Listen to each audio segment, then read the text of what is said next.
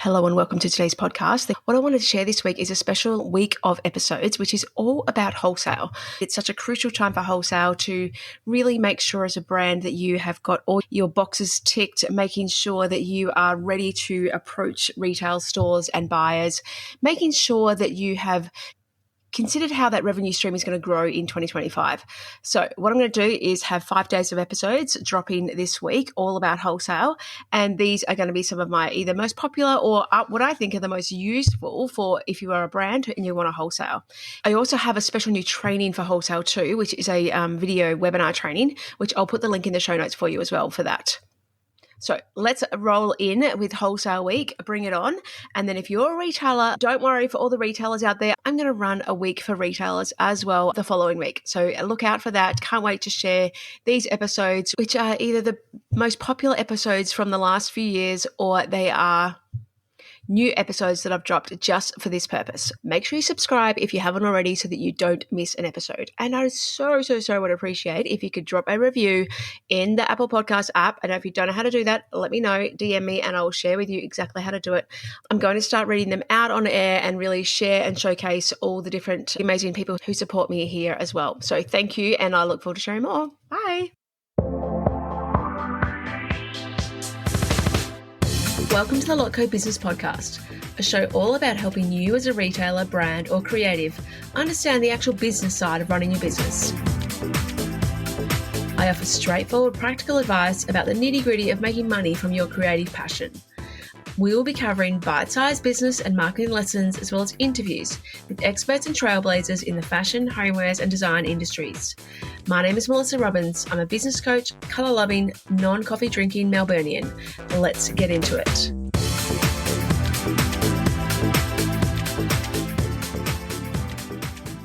Hello and welcome to today's episode. My name's Melissa Robbins.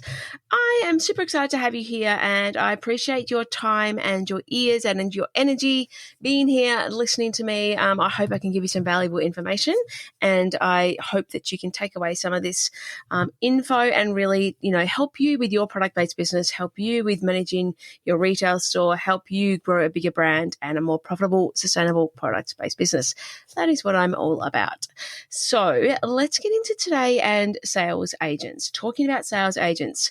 Now, lots of clients I work with are either retail stores or their brands, and they are looking to, sometimes wholesale their range. So that is one of the areas that I focus on and work on in my business, helping to help brands wholesale better, add wholesale as a strong revenue stream in their business, help it be, one of the different ways that they can sell their product. So in my Transform Your Wholesale program, which is also now inside my roadmap program, which is a full picture program that has wholesale and retail areas in it that I focus on. In there, we talk a little bit about sales agents, but I wanted to dive a bit deeper in here now and just share with you the pros and cons of working with sales agents and how to maximize working with them as well. So that if you are working with an agent already, making sure that you are doing everything you can to allow them to have as much success as possible. And then, the pros and cons are about figuring out whether you should be working with one in the first place or not. So let's get into that. First of all, what is a sales agent? So a sales agent is someone who sells your brand for you to other retail stores so that you don't have to do the selling, essentially. They have maybe multiple brands that they sell, and they sell all year round or seasonal, depends on what your product is and what the agent is. They have sometimes a showroom, a warehouse, or they sometimes go on the road and actually go to clients and retail stores and visit them and showcase their new offerings that they have. They might do trade shows for you. They may, as I said, send things out to reach out to customers, or they may just have their own database of customers already who come and see them. Every agent is slightly different and the way that they work. Some are quite old school and they won't do much digital stuff at all, and they'll do mostly in person. Others are, really doing outreach for you as well and trying to get to as many people as possible. So a sales agent generally takes between, and this is very open to interpretation, so take this with a grain of salt and, speak to other people about this, but they take between 10 and 20%. Mostly average that I've heard of in the industry is 15%. Used to be 10 to 12. Now it's 15 to 17. But I've heard up to some people taking 20% of the sales. So anywhere between 10 to 20% commission on your sales. Now, an important factor here is you cannot think about that as per product, same way that you shouldn't think of the wholesale price that you sell to retailers as that you're only getting 50% of that margin. What you need to view sales agents' costs as is as an expense in your business. So they're not a cost of good. So don't think of it, I've got to take 20% off the cost of that material that I actually, get for that product. Think of it as an expense. So they are a salesperson, they're staffing expense, they're a marketing expense as well. So they're an expense in your business, not a cost of goods. So get rid of that view that they are taking 10% of your total sales for every product, your cost of goods margin. I know they are taking money. They're definitely getting money for you. But what they bring is they only get money in income when they actually sell. So they're actually doing you a favor by taking that money because they're getting it out to more people. So don't view it as I can't afford to have an agent because they take too much, percentage of my every product that I sell. You've definitely got to, have enough margin in your product to be able to sell wholesale and sell through an agent or potentially a distributor. And then also you want to make sure that you're viewing their cost as an expense in your business. And most of the time, it's an expense that's giving you a return on that expense because they are giving you sales back. So view the long-term view of that, not just the short-term. They're taking extra 10, 15% of what your sales are. All right, let's get that out of the way. But sales agents can be amazing. They can be fabulous. I know some amazing ones, and I love working with them. I've worked with many, many over the years. I have had a brand, and I've used agents to sell my product. I've worked with agents in different countries. I have been an agent myself because I've worked for other brands that I have sold. I have been a national sales manager, so I've been on that side of things as well, where I've sold the product without an agent. So I know what the job's like as well. And then I've been a retail store owner, so I have been on the end of buying from agents and using lots of different agents in the products that I buy for my retail store, that I bought for my retail store. So being on all sides of it and knowing lots of different agents, they can be amazing. They can be so good for your business. They can really transform the sales of your business.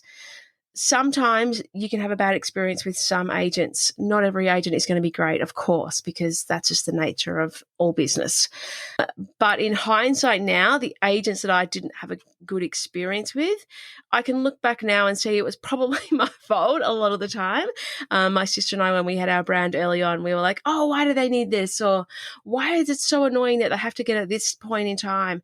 And again, hindsight and knowing, all the other jobs that I've done since then, I can see that they were just totally trying to do their job and that they were doing a great job, and I should have given them more ways to make it easier for them to work with us as well. We'll get into that towards the end, but let's just talk about the pros and cons. First of all, the pros. One, they are professional salespeople. That is what they do for their job. So they are the best person to be selling your product most of the time because they are actual salespeople. So that is a huge pro that I feel that sometimes can be missed. Number two is they have contacts. They have relationships and contacts with retail stores, with retail buyers. The buyers trust them. They have trust in what the agent is going to show them. So they are such a great asset to you as your brand because the buyers already know them. They already have those contacts. There's no barriers to get into stores because they're already talking to these people. They already have other things that the buyers buying from them. So they have that trust in them and have that relationship already. So that is huge. They get paid when they make sales. So it's in their best interest to get the sales because they get paid on the commission of the sale. So generally, sometimes there's showroom fees. If you're working internationally, they often have showroom fees or an ongoing monthly fee.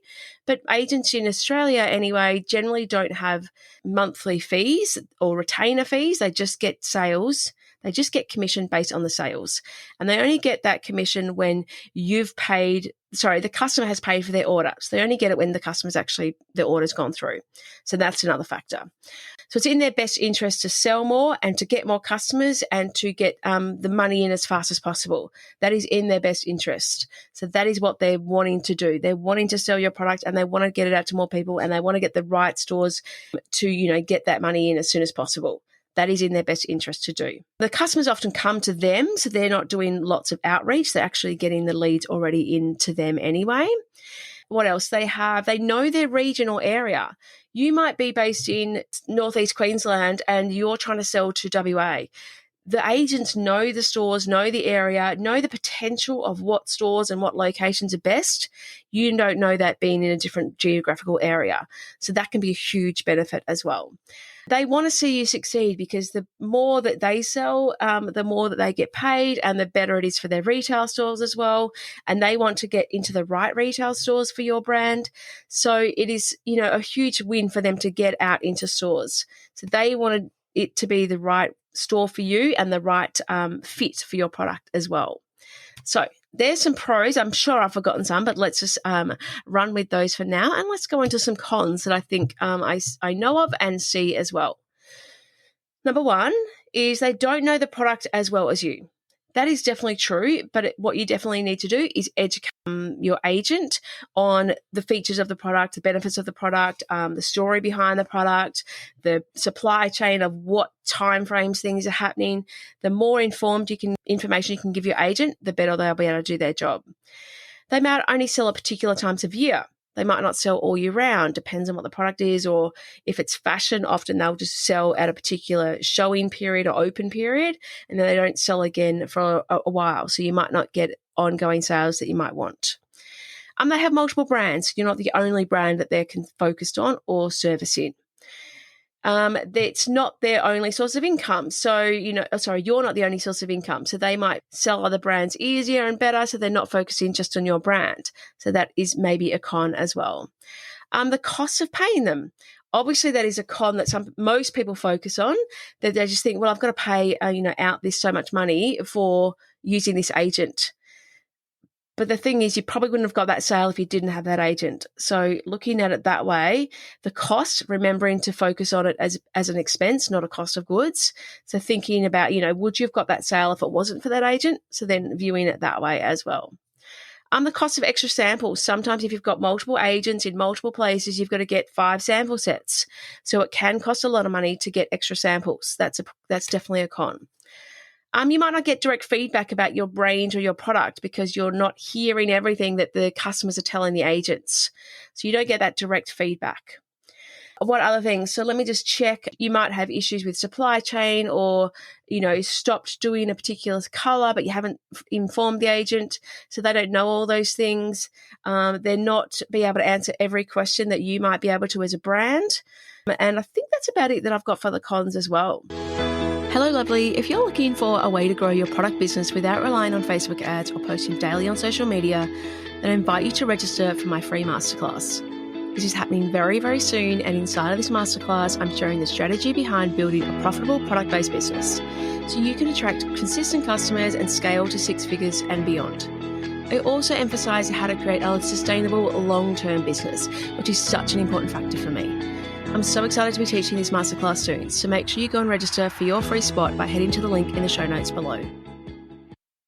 So, looking at all those things, pros and cons, let's talk about now maximizing working with the agents, what you need to do to get everything you possibly can from the agent. One is communicate.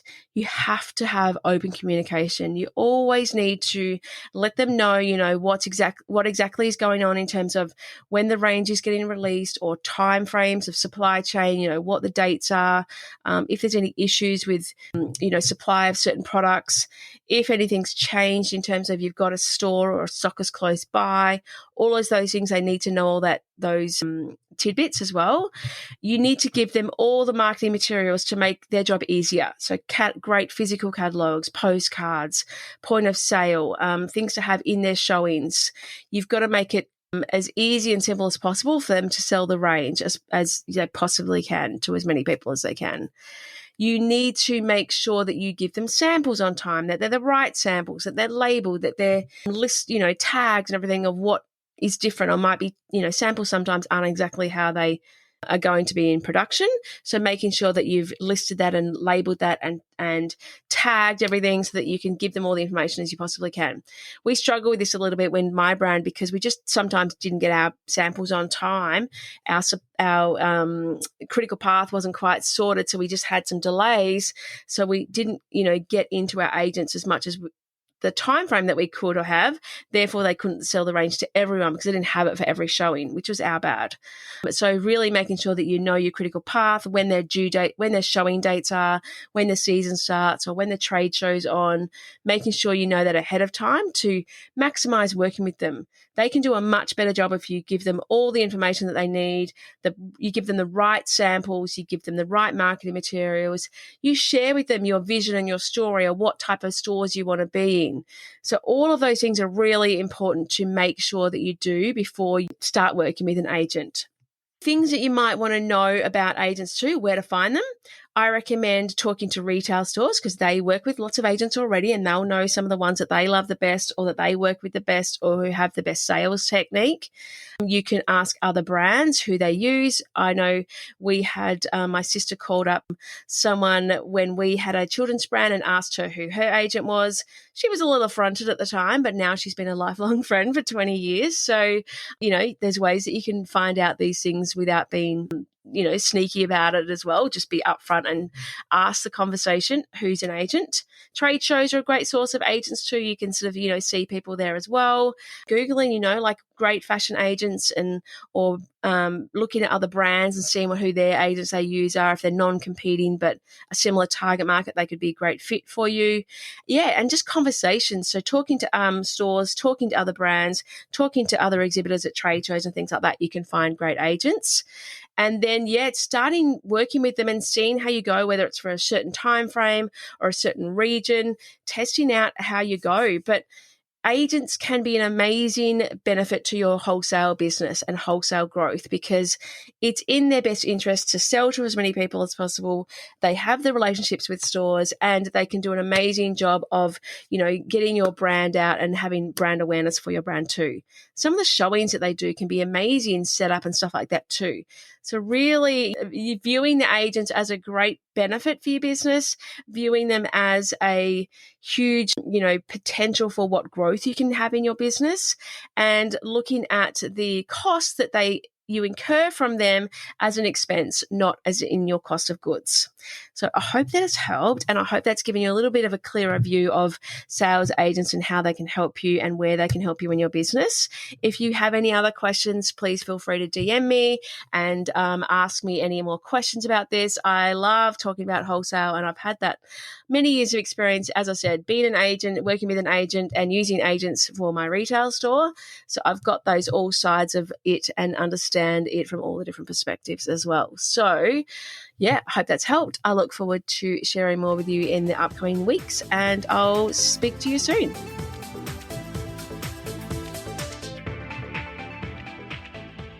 Thank you so much for listening to the Lotco Business Podcast. If you enjoyed this episode, please make sure you subscribe to receive future episodes as they are released.